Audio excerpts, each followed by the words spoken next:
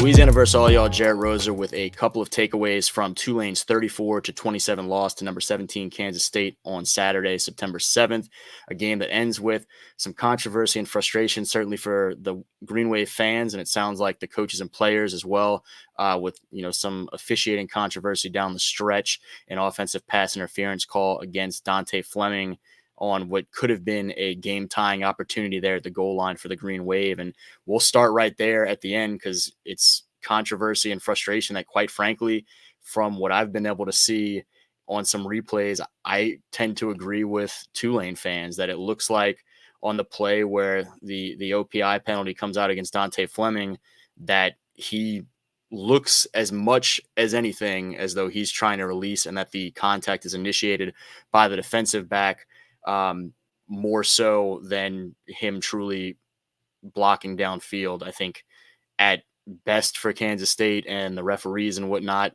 a tight judgment call. And I think that's being kind of generous in their direction. I certainly get why Coach Summerall and company extremely frustrated with the end of that game. And Summerall told us in the post-game press conference, essentially, he didn't get a whole lot of good explanations, not only on that play, but for a lot of things during the second half of that football game, a game that Tulane led 20-10 at halftime, and then had Kansas State start roaring back there in the third quarter, and then coming away with it in the fourth quarter. And I think all that said, all that frustration, you really want to, obviously, as a football team, take care of some opportunities to that point, to not be in that position, to let the game be decided on a play, a single play with some controversy there. But that was huge and hurt the Green Wave and their chances quite a bit there. You go from an opportunity on the goal line to potentially put the ball in the end zone, tie the game with an extra point, to suddenly backed up well away from goal, and trying to sling there with the clock quickly going against your favor. And so really tough to have that be kind of the note it ends on. Obviously, you want to take some better advantages of some opportunities in the first half and maybe stretch the lead that much more. You want to come out in the third quarter and be able to sustain some more things offensively to not get outscored 10-0 in the third quarter and have Kansas State come back and tie that game. Fourth quarter lapse on the defensive side where suddenly you've got a 45-yard wheel route wide open to DJ Giddens for the Wildcats for a long game-tying touchdown.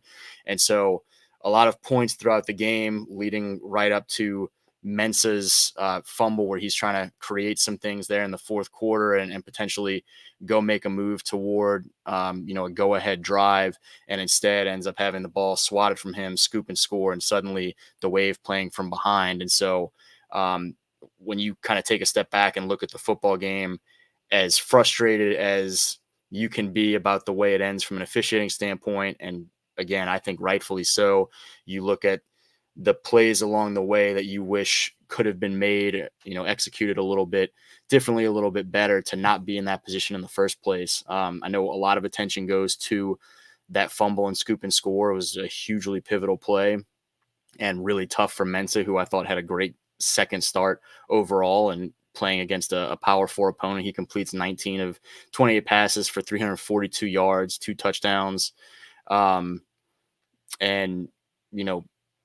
Had that team in position to compete down the stretch.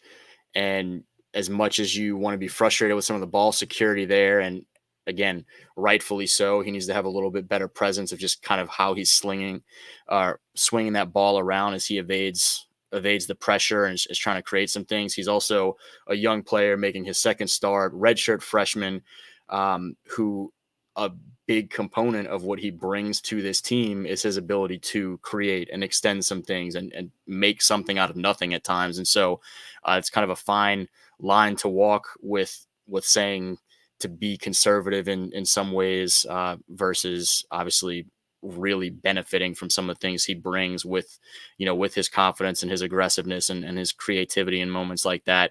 It's something I think he'll learn from, certainly, and a lot to be extremely encouraged about for him moving forward. And I thought the way he bounced back from that play to keep the Green Wave pushing, and the way that he handled some of the post-game press conference questions, all extremely encouraging as well in terms of just his position as a growing leader for that team and in that locker room.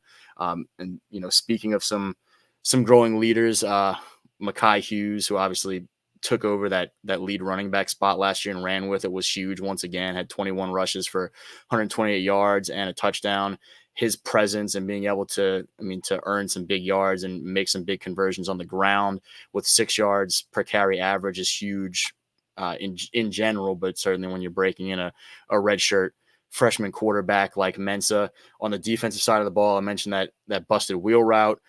I know there were a lot of moments where Coach Summerall said he wants to see Tulane play better defensively. That one stands out as a glaring example of that. There were some other moments certainly where you want to get off the field a little bit more quickly, but at the same time, I thought there were moments where the defense played really well and did help get off the field, give you an opportunity again late in the game with a quick forced 3 and out. You had guys like Patrick Jenkins and Bailey Despani and company, Tyler Grubbs, all stepping up with big plays at times. You want to see this team, just like we talked about after the Southeastern game, you want to see this team be able to get after the opposing quarterback a little bit more and create some more disruption up front.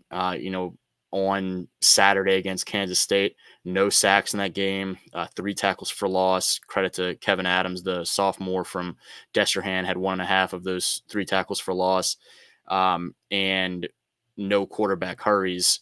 And so that's something you want to see better, but also credit to Avery Johnson, who's just tough for Kansas State in terms of trying to corral him and some of the things he can do with his legs and creativity on that side of things. And so tough matchup. You want to just see, all in all, I think more consistency from the defense over the course of 4 quarters, but you have to credit a high level opponent that in its own right is trying to make a realistic push toward the college football playoffs this year. And so I think that's kind of a lot of the takeaways. You now head on the road to Oklahoma this week, another game that'll be really interesting to watch. Green Wave now against another Power 4 opponent, an SEC opponent now in the first year for the Sooners in that league, and having to do it on the road. I thought going into the season, if you could split these 2 games as Tulane, you have a chance to be in that playoff conversation down the stretch. You let one kind of get away against Kansas State, some controversy down the stretch, but an opportunity that just feels missed there for a variety of reasons. And so now, for that ceiling in terms of end of the season type conversation, you have to go really shock some folks up there in Norman, Oklahoma. I'll be interested to get down uptown again this week and kind of chat some more with Coach Summerall and some of the players as they prepare for that game and kind of get a sense of what they're looking at and trying to shake back and go on the road and win that and how they match up. I'm sure they'll go up there confident, and I'm sure they'll go up there with their heads high. That was another big takeaway from Saturday, is just kind of the way they handled it. I talked about it with Mensa and just kind of bouncing back, and it seems like that program once again still, with some new leadership in place, both on the staff and on the field, is wired in a really exciting way to weather some of the ups and downs of a football game or a football season and realize that they are capable of competing with anyone the way that this program is now constructed and the point to which it has grown. And so I know the vibes will be strong for that group this week and that the confidence will be high. And they'll be eager to go have another opportunity to get out there on a Saturday and play some college football and, an opportunity where they could surprise some folks around the country if it goes the right way. But either way, that game finishes, they will certainly go up there and compete. Again, I'm Jarrett Rosa. This is Louisiana versus all y'all, just trying to keep up with all the high school and college action, in particular around the state of Louisiana, a little bit of Saints and Pels talk as well. Appreciate y'all as always for taking the time to check it out. If you get a second and don't mind, would love to have you click that subscribe button. And until next Saturday, or until next time, y'all be well.